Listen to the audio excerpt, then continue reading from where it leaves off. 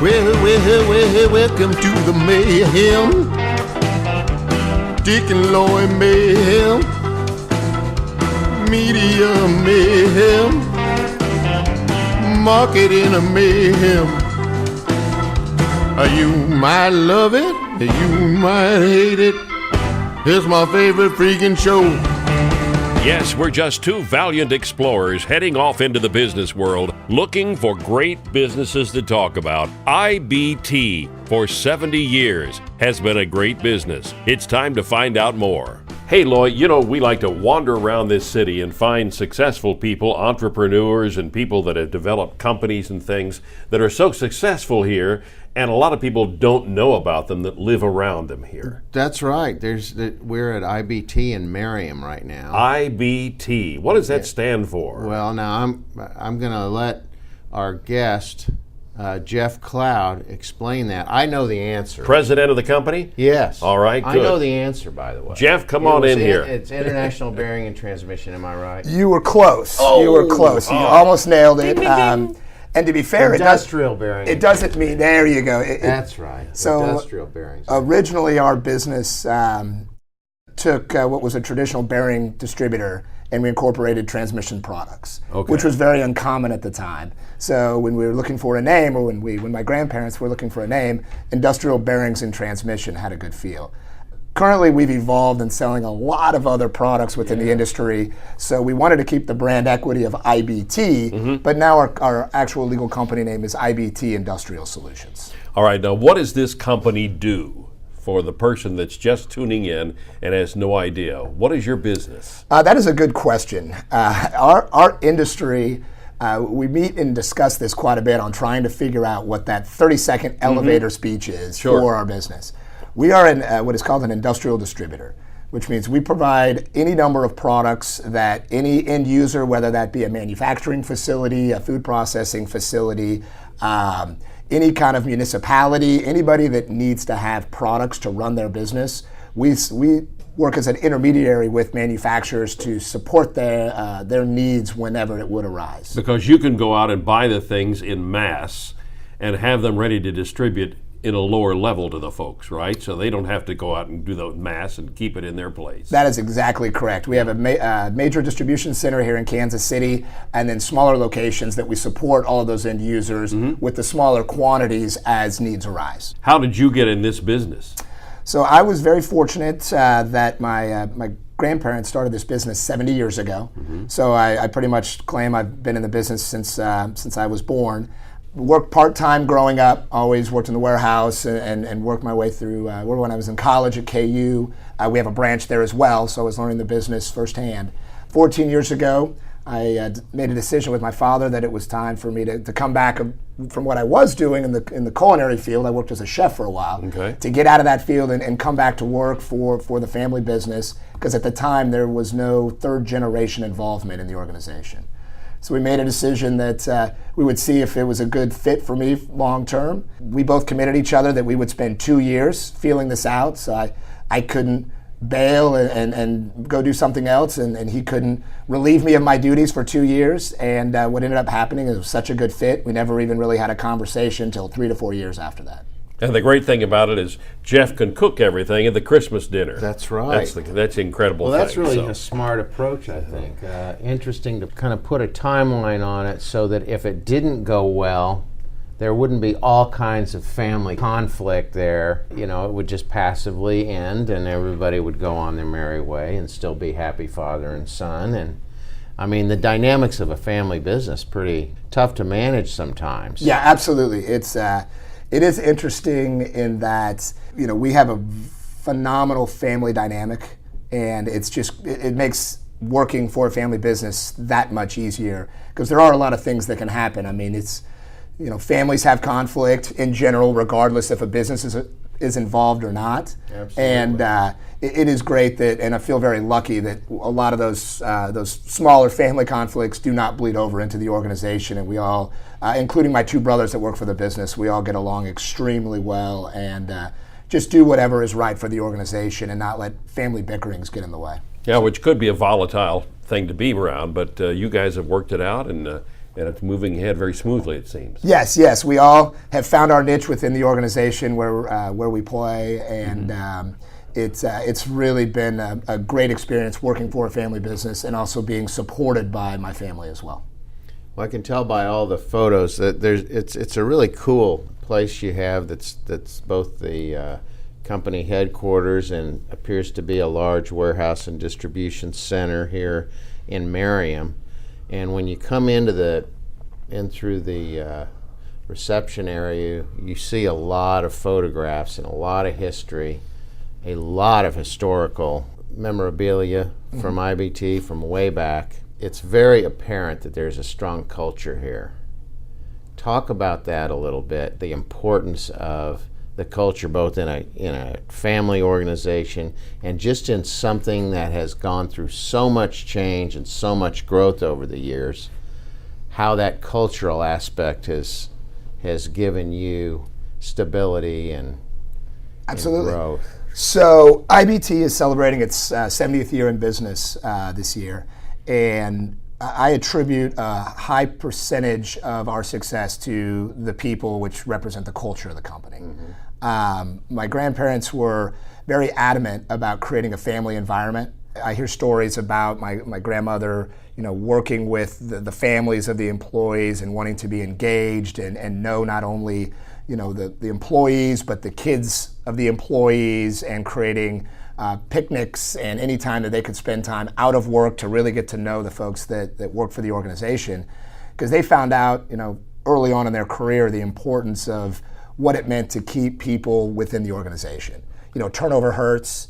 It's very difficult to train folks. And it's the right thing to do to create an environment where people feel like they have a true sense of belongingness. And that's one thing that my grandparents really instilled in the organization, is making sure everybody felt like they truly were a part of the IBT family. My father and my uncle continued that trend and just did anything but create an even stronger cultural environment as the company grew. When you've got 15, 20, 30 people within an organization, it's much easier to keep that tight-knit fit. But when you start covering multiple states and close to 400 employees, it becomes that much more difficult to maintain that, but it's also that much more important. Because if you're able to maintain that and you have 350, 400 people still feeling that same sense of belongingness, it definitely creates the right culture where people stay. We recently had a event where we had all of our store managers and salesmen from all of our branch locations in town, and we had over 22 people that we were celebrating that had over 40 years experience with IBT. And that's just unheard of, not only in our industry, but just any industry as well. So really proud of that fact, and I want to keep that trend going on through my tenure as president of IBT. Yeah, that is a really strong advantage, to be able to retain excellent people, and it says a lot about the company. Yes, absolutely. So you've had some 50-year veterans. We have had one, but right now we currently do not employ any 50s right now. That's hard to even imagine. Yeah. No, it's. How many locations are you operating in? How many different states, or where do you? We're in 9 states. We roughly have 38 brick and mortar locations that are pretty much little mini distribution centers that support the local customer base. So it's. Each one of our locations sells similar products. However, in each area, each town, what products are required down in southern Arkansas may require a different level of expertise than West Texas, based on the different customers, whether it's oil and gas or whether it's pulp and paper or forestry. You get up in Nebraska, a different as well, very agricultural, as well as where our core, most condensed locations in the state of Kansas, obviously very heavy agricultural. Wow, so that's fascinating. So it's not a particular product line. What you're really selling is warehousing and distribution. And what's needed in the markets where you are. Well, or explain the product line. So, I mean, a lot of people in Kansas, you've been here forever, and a lot of people just, they might drive by and see IBT and they never connect it because they're not in the market. Absolutely. For what you're selling. So explain what is this, the spectrum of? So IBT's footprint? we sell. We like to kind of look at it as twofold. One, we obviously provide products to customers, and those products can range from bearing and power transmission equipment. So bearings being the things that you'd see in your skateboards or different things as a kid. Anything that turns would have a bearing in it. So anything mechanical has that type of product baked into it. Power transmission equipment being electrical motors, gearboxes. That was really our core. And then as we worked through our customers' needs, we found a whole list of other items that we need to become specialized in. So that includes conveyance systems. So Amazon facilities, Walmart facilities that are conveying a lot of equipment, a lot of boxes. We sell full conveyance systems, fluid power, so any pneumatic and hydraulic equipment, we sell that as well. Hydraulic and industrial hose, safety, general industrial products, electrical automation products. You know, the list just continually goes on because of the breadth of customers that we support in our certain markets. What's your competition looks like? I mean, who is your competition? So we get competition from two different ends. There are a handful of large conglomerate distributors that are publicly traded, companies like Motion Industries, AIT, Grainger would be one as well. I mean, most people are familiar with that organization. So we definitely get hit from a big box area. But then we also have a lot of smaller distributors that are very specialized in our space. As I mentioned, all of the different products we sell, there's a lot of distributors that really focus on one area, one vertical, either are only in the power transmission business or the fluid power business or hose business. And we have to be able to navigate where we still are large enough to be able to handle a full breadth of customers' needs, but also to be able to bring kind of that second aspect I was talking about, the service component. We're really here to solve customers' problems. We're not strictly a warehouse that ships products. We really hang our hat on the idea that when a customer's not sure what they need, that's when they need to come to a company like IBT. We're not just there to fulfill an order that you already know what you need. We actually prefer when you don't know what you need, because then we can kind of navigate and work with that customer to find what the best solution would be depending on the application.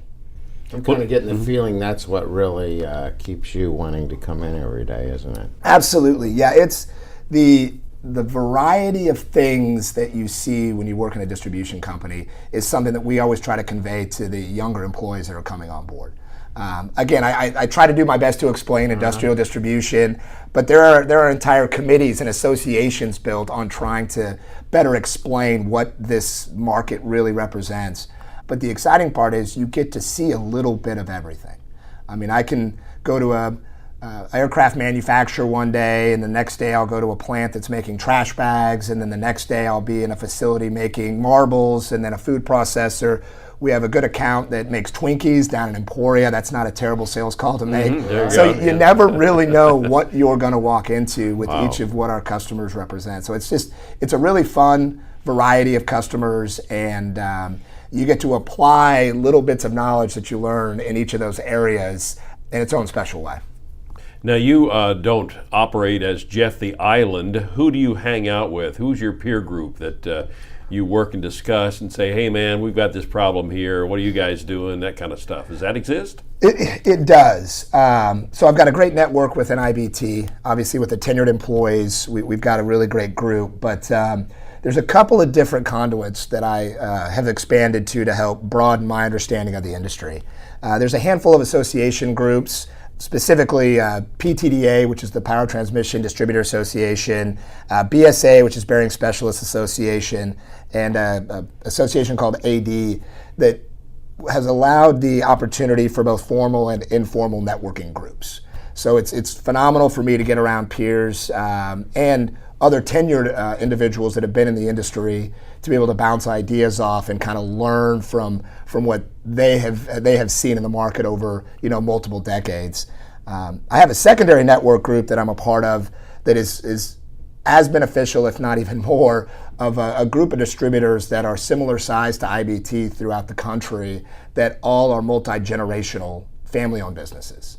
So to be able to put yourself in a like-minded group, we meet a couple times a year, but it's amazing how how many similarities that we run into in regards to during our discussions of problems where half the group jumps in and says, God, I've had that same problem, and really work through a good solution and can do it from a very like-minded perspective. And what do you think has been the takeaway just overall to the people who are maybe facing some of these emotional minefields and these kind of, all the issues involving a multi-generational family business? What do you think the main thing that you've had that's been helpful to you take away from this organization if you had to?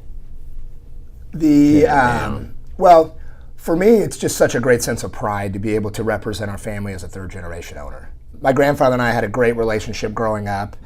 To bring it back to Kansas City, where I believe where I really learned the business was my grandfather and I used to do competitive barbecuing before he passed away. Is that right? So yeah, we would do the Lenexa barbecue, which is the Kansas State Championship. We'd go down to the American Royal and do a handful of other smaller barbecues. And now this was Forrest Cloud. This was Forrest Cloud, yes. Who was Wyandotte High School. Yep. I think he born in 22, just like my father. My dad was in the same class with him, actually, in the same school. I know, it's so amazing. Such a small world, and it's fantastic. Then, there were a lot of guys from that era. Who was it? Ray Evans, the All-American, and I think Kite Thomas was in that class, and Fred Forschler, whose company I believe became part of IBT at some point. It's how we ended up getting into one of the different businesses, products. Yeah, the hydraulics and pneumatic business that still lives on today within our organization was through a connection with Fred. Power Flow Systems, right? Absolutely. I remember that. Yeah. Okay, so Forrest and you were a competitive barbecue team? Oh yeah, smoking on cloud nine. So and your brother was in the barbecue business. What's going on here? You're from Kansas City. I mean, there's certain things that pump in your veins that you can't remove. And one of the things that we've always loved to do is obviously cooking barbecue. I mean, what's more Kansas City than that? That's right. Which we still do today as well. We kind of live on my grandfather's tradition with that. But it was just phenomenal, the amount of hours that I spent talking to him and understanding how much the business meant to him. I mean, to start something that he was able to watch evolve and grow and pass on to his children, and then hope that his grandchildren will one day be able to step into the role. To me, when your original question on what really drives me from that front is just that sense of pride and ownership and hopefully being in a position to move the business onto the fourth generation. Less than 13% of companies make it to the third generation. Right. And there's a lot of reasons for that. Some people might say, the third generation doesn't really do much or whatnot. But just from a complexity of trying to pass a family entity that far down the chain becomes really, really complicated. So I feel so blessed that we've been able to even navigate that and have every intention. Can't guarantee, because I don't know what the fourth generation is going to be interested in, but I definitely want to position it so that we will, if the opportunity would so arise, we'd have a fourth generation Kansas City organization still going strong here in it's here wonderful. in Kansas City. It's a rare thing. It's been obviously carefully nurtured for a long time. I mean, he's spending that much time together with your grandfather, and then your dad, Steve, took the helm for quite a while, and then there were some other leaders and we can talk about that soon. I'd love to hear about how this family business actually went outside the family briefly for some additional leadership and then reverted back to a family-headed business. So IBT, we've had a couple of different external leaders that, 3 to be exact, that have come in and helped kind of man the ship at different times. Mm-hmm. One in particular, an individual by the name of Mark Byrne, came in and kind of worked his way up through the organization, came in as a vice president and worked his way all the way up to president. And he was just a great individual. Yeah, he was a well-known guy. Good, just an unbelievable mentor.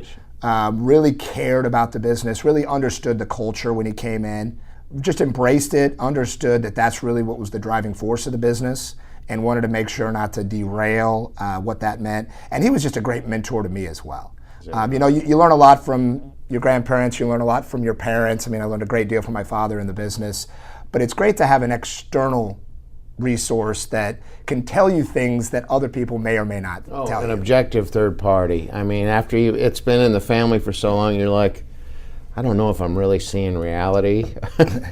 I was very fortunate. Mark and I, as I started growing in the business and becoming more involved in the management aspect, Mark really wanted to make sure and explain to me what that meant from a family's perspective. Mm-hmm. I mean, you're under a microscope, as you should be. I mean, you need to be held to a higher standard. And Mark understood that, and understood that someone needed to be the voice and explain what the perception was in certain situations. So Mark and I, which I still have many of his notes that I review once in a while just to remind me the conversations we had, but he was a kind of a vital component of my development and making sure that I became more self-aware of any and everything that takes place, is seen across 350 employees, and it's important as a leader that you not only represent yourself, but you represent the organization at the highest standard.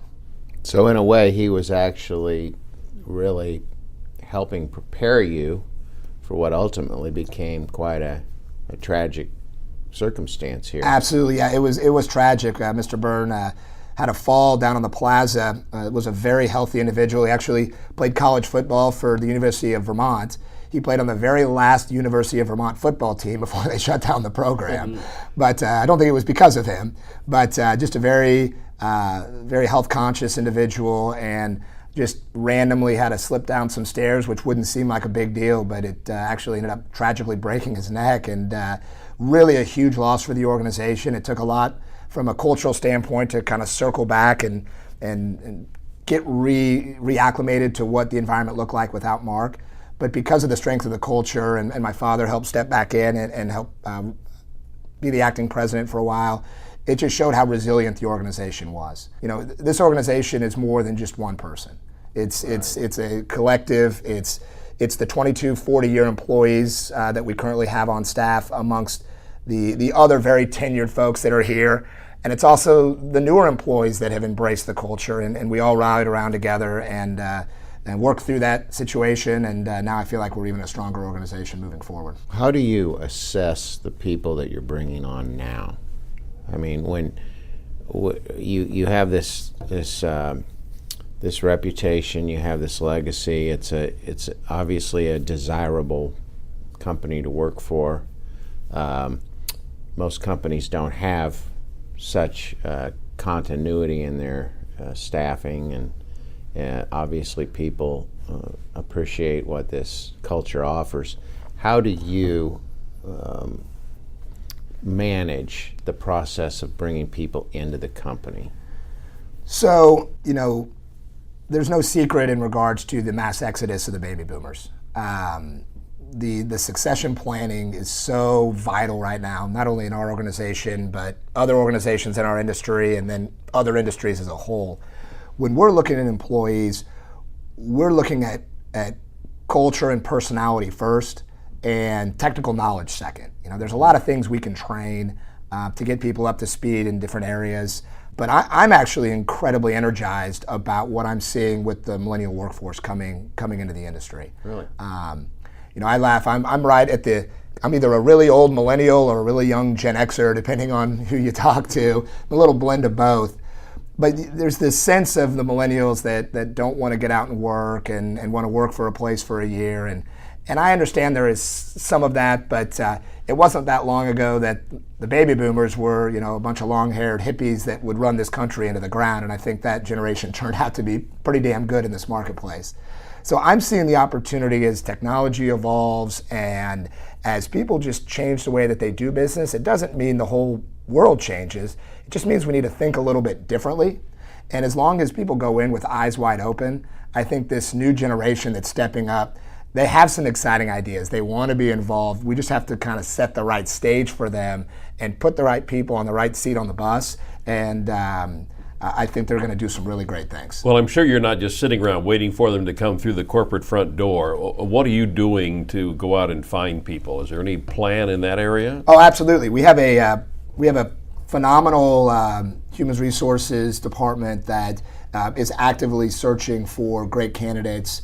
IBT, we have approximately 70 positions that are slated to be turned over in the next 5 years. So between 1 and 5, based on retirements, and these are all planned retirements. And we have constantly have to maintain a pipeline of employees coming in that can step in and pick up where a lot of these tenured folks are going to be kind of going to that next chapter in life, which is fantastic. I mean, we work to support our families and to do the things that are required to live our lives.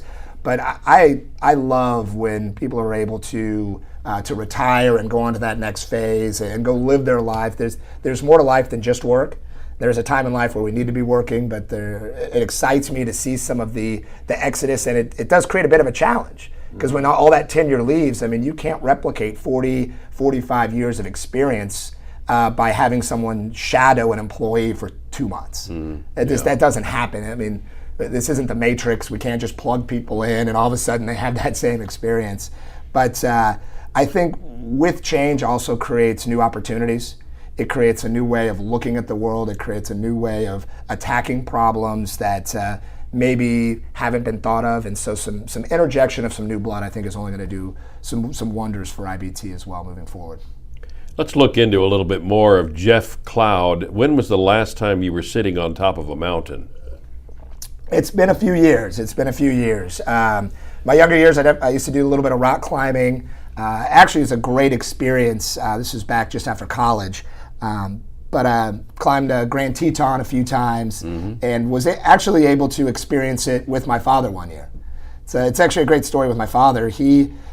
We went one year with him and then my middle brother. And my middle brother, Kevin, has some altitude sickness, and so we tried to climb it together. And it's a technical climb. You're not just hiking up. It's a 2-day, you're roped in. It's pretty intense. And unfortunately, my father and my brother had to turn back the first year we went. And in true form, my father, being the dedicated individual he is, he put a stake in the ground and said, "We're going back next year."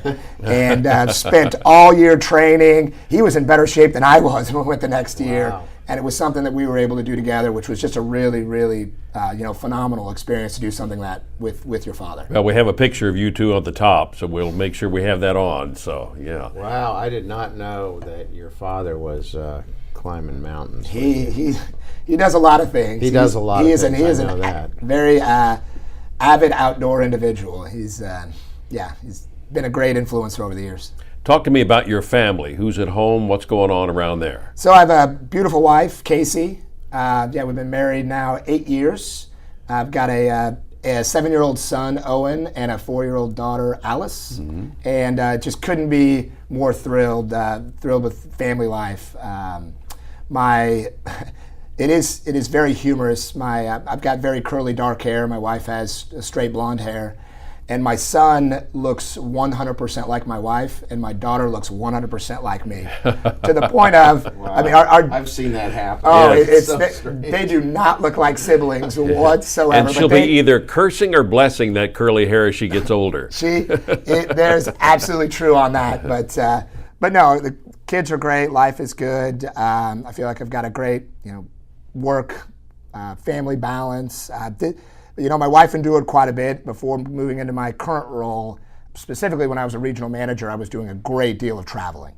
So I was gone probably 2 to 2.5 weeks a month while she was raising 2 very young children. So she endured a lot, and couldn't be more thankful to have someone like that, taking care of the family while I was on the road that much. Now the kids are getting a little bit older, getting into school. It's starting to get a little bit easier. But yeah, I'm just thrilled. They may not be aware of it, but I think they dodged a bullet because you didn't stay in the restaurant industry. That would have made things a little bit tougher. That absolutely would, yeah. Prior to me coming to work for IBT, I actually have a degree in culinary arts as well. And that is a rough industry. Oh, yeah. I actually attribute some of that to my success at IBT, in that in a family business, there is a level of being sheltered. I mean, it's the nature of a family business, unfortunately. But by getting out and mopping a lot of floors and cleaning out, broken glass out of drains and working 14, 16-hour days, really instilled a great work ethic outside of these walls, so that once you have that ingrained coming into this type of business, it really built a lot of character and kind of prepared me for my next role here at IBT. And it's such a beautiful area here in Merriam. You've got a wonderful neighborhood here, and the building's big and luxurious and nice, and it's so much better than a small, windowless, hot, smoky, loud room where you have to stand all day with a bunch of people yelling at you. And that's just, it's great to be a chef, but that's the downside. There are some great upsides, and that would be not one of those upsides. This is so much nicer. Standing next to angry people, Yeah. flinging knives and No, wait a minute. burgers and everything else. It doesn't look like that when the chef shows up on KC Live in the morning, cooking with a smile on their face on That's TV. right. Huh? Yeah, sometimes that isn't quite reality. Okay, all right. And a couple of you, who is it, Kevin, was in that field? Actually, my brother Matt, Matt was, he's a very well-trained bartender, and actually ran the Long Branch Saloon there on 87th and I-35 for many years, and really enjoyed that quite well. But he's actually back in the come family into the business fold. as well. Yeah, Yeah, he's come okay. full circle just like I have.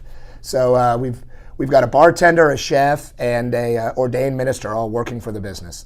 Nothing could go wrong with that combination. No. Nothing, yes. So tell us about what are the things that you're dealing with, or not necessarily you, but just that all businesses are dealing with, that kind of are concerning you or on your radar, trends in the industry or business in general, the economy. What's on your mind? What are you dealing with? I think the two biggest things, and I talked to one of them already, is just the idea of getting prepared for the next generation, succession planning, personnel, the amount of retirements that are taking place. That void does create a vacuum, and if the companies that are going into it with eyes wide open, are prepared for it, are putting things in place to tackle that, I think are the ones that are going to come out of this baby boomer exodus on top. Because there's going to be a lot of situations where I feel key employees are going to start, going on to their next phase in life, and all of a sudden people are going to be caught, kind of by surprise, and that's not a good thing when you've got some of your most tenured folks and management folks walking out. I think the technology advancement is another. I know that's a buzzword. You look at what traditional industry has been eliminated over the years, but it's starting to happen at a much more rapid pace. I mean, we're seeing a lot of very traditional businesses that have been around for more than 70 years that almost overnight become eliminated because their value proposition becomes digitized. And so, IBT, we've got a very traditional business model, and I think there's a great inherent value in how we still service our customers face to face and have brick and mortar. And what my goal is to be able to maintain that infrastructure while also laying a higher level of technology, the utilization of phones for applications, to solve problems, the ability for improved e-commerce experience, things like that are not that prevalent in our industry as of today. If we're able to marry both of those together, I think we're going to be in probably the best position we could possibly be in to be able to maintain our current book of business, but also be able to capture a whole lot of new opportunities with people moving forward. Well, that is a real daunting world, because there's so much risk in integrating the new technology. How do you assure that you are going in the right direction and bringing the right people in? Because it's just, you don't know what you don't know, and when you're getting into a field like that, the risk is that you're going to get some kind of technocracy inside your own company that you can't manage. Yeah, that's a very valid point. Change. Just go to what bookstores that are left. Speaking of technology, just go to the section of change, and there's racks of trying to manage and handle what change does to an organization, because that's the one thing in human nature, we're adverse to change. It's embedded in our DNA you have to have a good enough reason to want to get over that hump. So yes, managing that, there is a lot of things we don't know. There's no guarantee on any direction you go. There's always a certain level of risk. But we feel we've done a phenomenal job in really researching our solutions, getting input from others. We're actually getting ready to launch some new technology in the not too distant future. And the beauty of it is we've had involvement and input from over 100 to 150 people within the organization.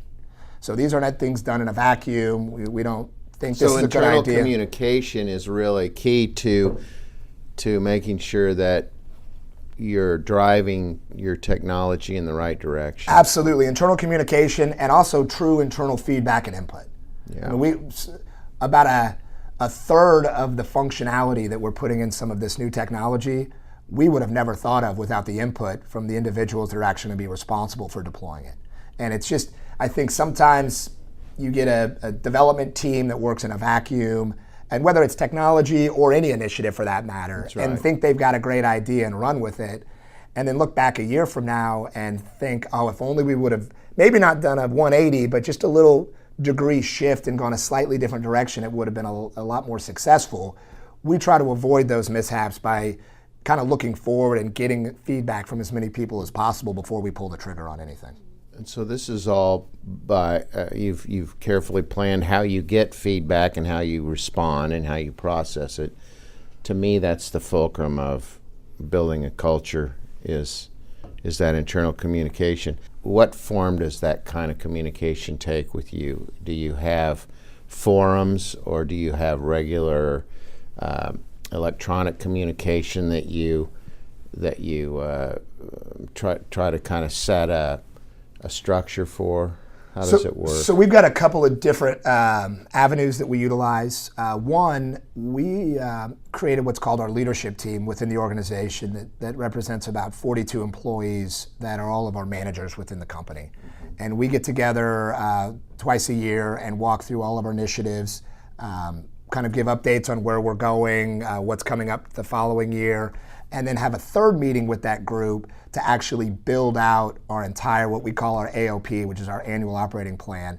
And that group of 40 employees literally build out the entire focused initiatives for the upcoming year. So they've got skin in the game, they're involved. They work down through their organizations, their direct reports, kind of feed up to them what they would like to see us try to accomplish. And so there's not only is there a group of that 40, there's quite a few other folks that have their kind of stamp on what the plan looks like based on their input to their managers that then feed it up to the executive scale. So again, I think. And on the front line, how do you get your own people to bring the concerns of the clients, the customers, and the vendors into your conversation? We use the term open door policy and open feedback. People use those buzzwords a lot. I think our culture has allowed that level of freedom where people are comfortable in conveying when there is a problem. My office is constantly infiltrated by people throughout the whole organization because I would rather know what's going on versus letting people kind of hoard that or feel uncomfortable passing that along. It's not uncommon for someone even on the warehouse floor to pop upstairs and just say pop in and give me some feedback on something that they've seen, and I think that's great. And that just kind of goes back to the culture. People feeling comfortable that you're not going to get criticized for bringing a problem even if the problem is in your department. The fact is you should want to fix, you should want to continuously improve what you see, and I know there's some areas that you would rather not bring it up because people might end up making that a negative to say, well, why are you doing it that way? And it's not like that here at IBT. We want to make sure if there's an opportunity to improve that we tackle it and then we celebrate those individuals that bring those issues to the forefront. That's a key deal. Yeah. Have to have a kind of a journalistic environment. It's like give us the who, what, where, when, why, and how. What are the customers saying? What are the vendors saying? And you've got so many relationships. You're dealing with the manufacturers or their representatives, and then the end users that are coming in, and what a complex set of relationships that you have to manage. It is. It can be tricky because we're right in the middle where you have a group of manufacturers that are all vying for end user engagement. And we have to navigate which manufacturer, because a lot of our manufacturers sell the same products as well. So there may be, and not a shortage, maybe as many as 20, 30, 40 manufacturers that we have to select from that we feel, whether it's the value proposition of that manufacturer or price point or whatever it might be in regards to why we feel they're the best fit. But so we always have to kind of play a little bit of blocking and tackling to not engage too many manufacturers into to a solution, and then also maintain that relationship with the end user as well. What's the landscape for you as far as on the national level with tariffs and things coming from China and different things like that? Is that affecting your business? It is a little bit. We have, IBT doesn't manufacture any products. We do a little bit of fabrication, but we definitely have some manufacturers and suppliers that we support that were hit with the tariffs. The tariffs are an extremely complex thing that I didn't even realize as far as the way that they impact product the minute it comes on our shores. So we've got an issue now where there's a lot of product that has already been hit with a tariff and is sitting on the shelves of our suppliers that we're utilizing. And what the concern is going to be, once those tariffs are lifted, or once they're able to come up with a proper negotiation and decide it's time to pull them, well, that product has already been hit with that increased cost.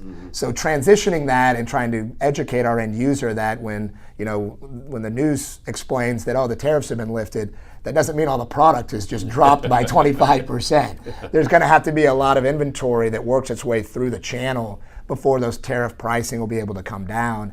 And to me, that's going to be the biggest struggle, is maintaining the expectations of the customers and having them be willing to understand and believe how all that product that has been inflated in cost due to the tariffs coming in, once that is gone, they should be able to see a decrease in their price to be able to go to their customers. Interesting. That's something we never think of, driving by your place.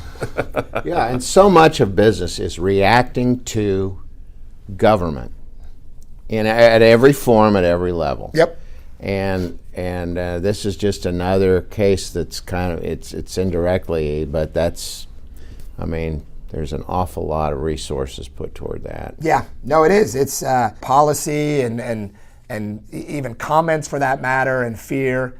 It is amazing some of the things that have impacted our business that were subjective within politics. Things that we think something is going to happen, whether it happens or not is immaterial, but it creates a level of fear where people will pull back and maybe not want to do a project or want to hold on to some cash, or vice versa. They think something is going to happen, and then all of a sudden an influx of cash hits the marketplace and we're able to take advantage of customers that are willing to spend money. But absolutely, the political landscape. I'll bet Forrest didn't have to deal with all that as much in the post-World War II era when they I would say probably not, but he'd still probably complain about it. So He'd have something. Everybody has something. There's something I'm sure that took place that he would love to complain about, but not probably quite as volatile as it is today. Well, what do you see on the horizon? What's new and exciting that you're pursuing, or what are your thoughts about the market in general? Or well, I'm really excited. So our business has expanded over the last 5 or 6 years, in that IBT now has a parent company that is still owned within the family called Cumulus.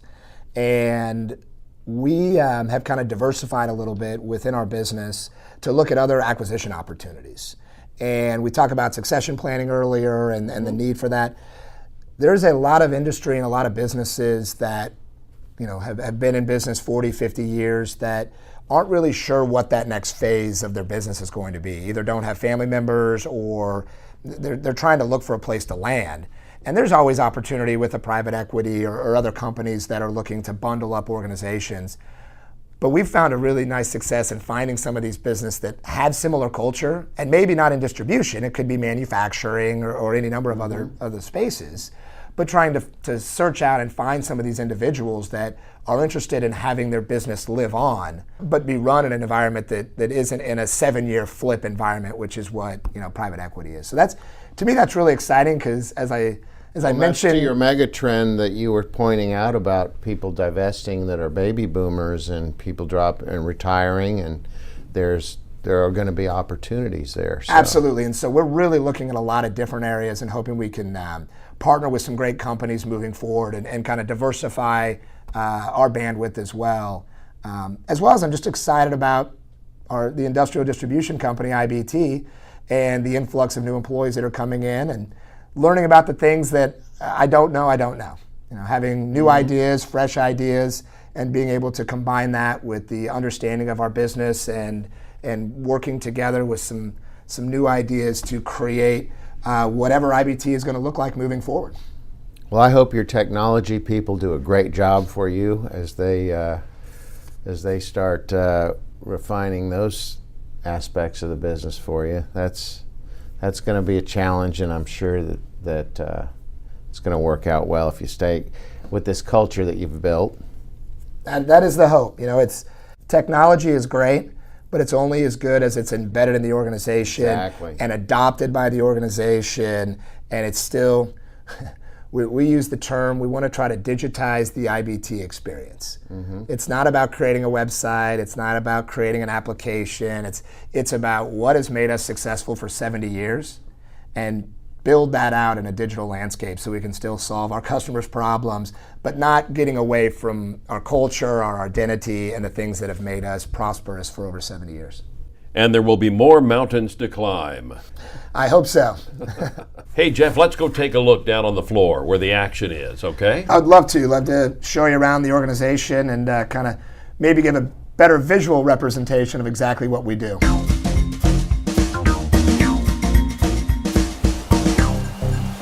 All right, Loy, here we go. We're stepping into the action area. Wow. And as you can see, you can hear the Very sound large. that things are moving, things are rolling, conveyor belts are running. Things are sitting on shelves. Boxes and boxes of stuff. And as far as you can see, this is a big place. How big is this place, Jeff? We have about 100,000 square feet under roof. Okay, wow. So plenty of space to be able to keep enough product to support anything our customers would need.